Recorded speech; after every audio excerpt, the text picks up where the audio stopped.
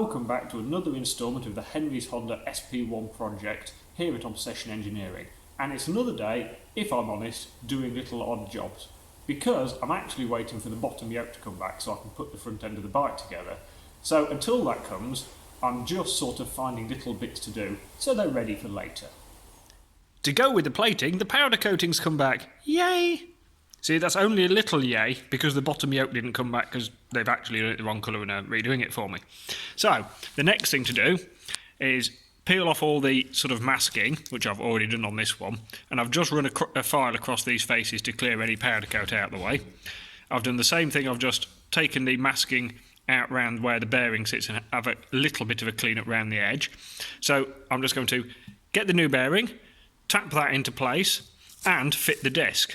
Now, I've actually had to replace the rear disc because when I measured the original one, it was quite heavily ridged and quite badly worn. So I've managed to find a nice second-hand one so I can fit that all with the new bolts that have come from the platers.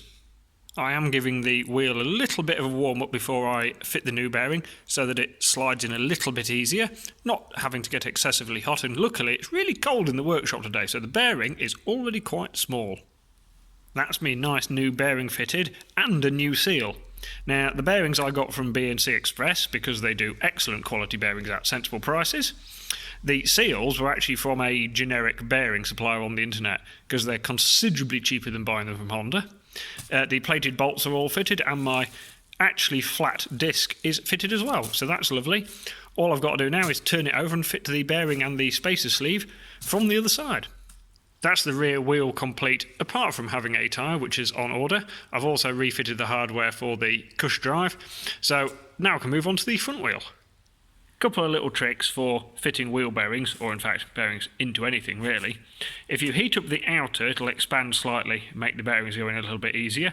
You can in fact put the bearings in the freezer, cool them down again, it shrinks them a tiny little bit, makes them easier to fit. And whatever you use to pull them in or knock them in with, if you're using a drift, just make sure it's very much just hitting the outside. What you don't want to do is hit the rubber or even the inside because that will drag it in, sort of putting a lot of stress on the balls. So what you want to do is make sure whatever you're doing to pull them in is touching the outside more than everything else. And then you don't damage them.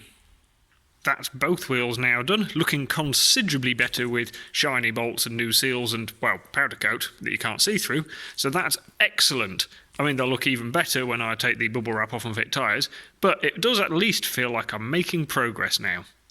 Two of today's jobs that definitely need doing is I need to clean and re-grease and prep the rear shock linkages, and I could really do with giving this a thoroughly good clean and a repaint. Nothing terribly exciting, but they've got to be done. I've got the horn. Got to start somewhere. Yeah, what I'm going to do here is I'm just going to rub this down as best I can and then attack it with some black paint.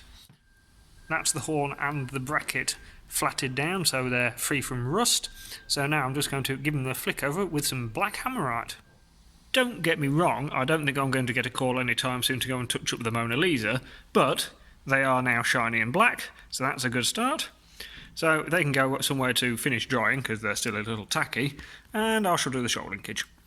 Before I took the shock linkage out of the bike, I did at least give it all a bit of a wiggle to make sure there was no play in anything, and so I'm happy that the bearings are reasonable. So I'm going to give everything a good clean and scrub up so it at least looks nice, and then I'll clean and re-grease the bearings. So I've given the shock linkages a bit of a clean up.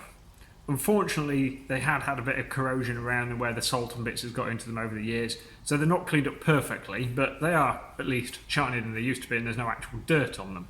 So all I'm going to do now is push the pins out, and that exposes the rollers that are in here. And all I'm going to do is give them a little bit of a wipe round to clear any of the old grease out of the way, give them a good packing with new grease. I like using Motul Tech grease because it's really good. And then slide everything back together, and as long as everything looks nice and there's no play in the bearings, we'll call that happy days.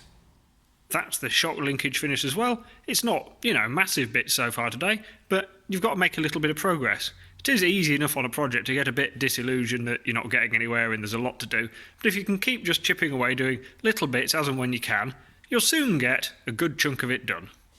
In a spate of much excitement, My tyres turned up for the SP1, so I've been away and popped those onto the newly powder coated and rebuilt rims, and then this turned up in the post. This is the bottom yoke I've been waiting for from the powder coaters, so I'm going to unwrap it, fit my head bearings, and I can actually put the front end back in the bike. Yes! So there we have a nice shiny bottom yoke. I just need to remove the masking that they've put on it, trim a little bit of powder coat off a couple of points where the bolts will go, because otherwise it just compresses down and everything goes loose, and then I can fit the bottom bearing. So what I've done is I've cleaned the powder coat off these surfaces, very carefully filed them nice and flat, just remove the powder coat so that when we're pinching it down the powder coat doesn't sort of give way and slacken the bolts off. So they're clear. I've cleared any powder coat out of these holes that were quite well masked off, but there's always a little bit gets in, and I've been very, very careful to remove every little bit from here where the bearing sits and make sure it's nice and flat with nothing in the way, because what we don't want is the bearing to sit down and as we use it sort of pack down on any lumps of powder coat. So that's all nice and clean and prepped now, so what I can do next is actually fit that bottom bearing. The next task is to fit this bearing down here. I've already fitted the seal, but this is quite tight. It's an interference fit on the bottom of the shaft because we really, really don't want it moving. So it is going to take a bit of tapping on. So I don't want to hit the top of the bearing. So what I tend to use is the old bearing, because the inside bit is exactly the same size, and then you can get down and tap that down, and that just gives you somewhere nice and easy to hit it, and you can tap it back off relatively easily. I've also fitted the new cages, so these tap into the headstock, and again I use the old bearing to use to tap the new one in, so they're all happy. The top one you can't actually get in taper roller because it's too small, but the bottom one you can, and the bottom one really is doing more work. So now I can dab a load of grease on everything and actually slide the headstock back in. That's the yokes back in, everything's greased up, all the nuts and bits are back on, and it's all nipped up apart from the top nut, which I'll do fully when I've got the forks in it. The only issue now, of course, is it makes everything behind it look grotty still, but there is a plan. The next thing to do, once I've got the bike back on its wheels, is then attack the engine section of the bike, because I didn't want to do it all at the same time, because I didn't want the bike wobbling around on stand too much. So once it's on wheel, it's a lot more stable to work on. Definitely looks like progress now that I've got the front end bolted in. All the top ends are nice and nipped up. The clip-ons are back on. And look how nice and shiny all the new fasteners and bits look. The wheels look lovely. If I clean off some of the tyre soap, it looks even better. Yeah, happy days. The bike's also a lot more stable. So the next stage is, I suppose, to put the back end in and then do the engine. That's been a really productive day down at the workshop. But join me again next time when we'll be bolting more shiny things together.